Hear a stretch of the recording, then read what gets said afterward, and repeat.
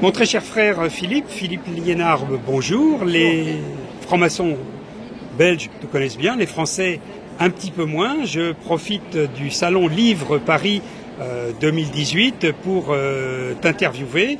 Alors je sais que ton premier ouvrage s'intitule « Mais que font les francs-maçons en loge ?» Mais avant de rentrer plus dans le détail, peux-tu, pour qu'on te connaisse mieux, nous donner quelques éléments quant à ton parcours tant profane que maçonnique? Alors le parcours profane, je suis juriste de formation, avocat de profession, devenu magistrat suppléant, spécialiste dans les matières financières et correctionnelles financières. Et puis voilà des années que j'écris des choses, elles sont publiées maintenant depuis un certain temps. Voilà pour le parcours profane. Le parcours maçonnique, j'ai été initié dans une loge de la Grande Loge de Belgique, et puis j'ai poursuivi, que ce soit au chapitre, à l'aréopage, au sein du Suprême Conseil, jusqu'à un niveau que mes écrits laissent transpirer.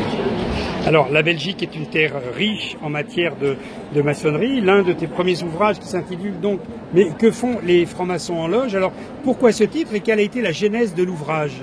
Le titre aurait pu ne pas comporter la conjonction de coordination, ça aurait pu être « Que font les francs-maçons en loge ?»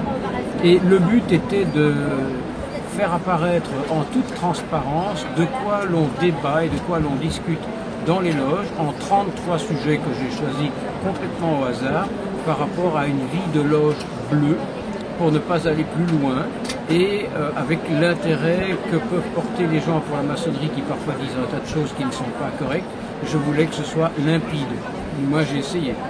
Alors quel est le sujet que tu as préféré parmi ces 33, et le hasard fait peut-être bien les choses, parmi ces 33 sujets? Vraisemblablement celui où je parle de la franc-maçonnerie et des religions, parce que j'ai toujours été très partisan de, plutôt que de construire des murs, de construire des ponts. Alors voilà un idéal, une utopie qui ne l'est pas, puisque grâce à toi on progresse dans ce domaine-là. Et justement, concernant la situation particulière de la Belgique, on sait que le Grand Orient de Belgique est très actif, l'Université libre de Belgique aussi. Quelle est la position justement de la franc-maçonnerie par rapport à l'Église en Belgique?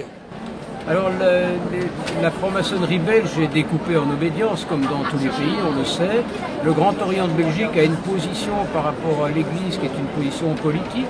Bon, voilà, c'est pas un secret. C'est peut-être un peu comme le Grand Orient de France, et c'est respectable. La Grande Loge de Belgique, dans laquelle je m'épanouis depuis un certain nombre d'années, respecte non seulement les croyances, mais également l'Église. Je ne pense pas qu'il y ait de position officielle ni officieuse de la Grande Loge de Belgique, ni d'ailleurs de la Grande Loge régulière de Belgique, qui est l'équivalent de la Grande Loge nationale française.